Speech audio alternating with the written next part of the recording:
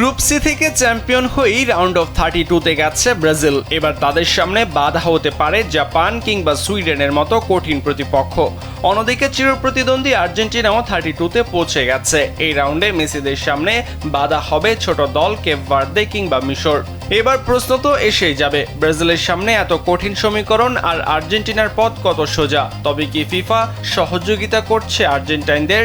এর উত্তর হলো হ্যাঁ, আর্জেন্টিনা ফিফার সুবিধা পাচ্ছে, কিন্তু ব্রাজিল পাচ্ছে না। তবে শুধু আর্জেন্টিনায় নয়, একই সুবিধা পাচ্ছে স্পেন, ইংল্যান্ড এবং ফ্রান্সের মতো দল। 15ই নভেম্বর 2025 সাল পর্যন্ত ফিফার র্যাঙ্কিংয়ে যে 4টি দল এগিয়ে ছিল তাদের একটি বিশেষ সুবিধা দিয়েছে ফিফা, যেন রাউন্ড অফ 32 কিংবা রাউন্ড অফ 16-এ একে অপরের বিপক্ষে ম্যাচ না পড়ে। কারণ আর্জেন্টিনা, ফ্রান্সের মতো বড় দলগুলো দ্রুত টুর্নামেন্ট থেকে বিদায় নিলে আকর্ষণ কমে যাবে বিশ্বকাপের।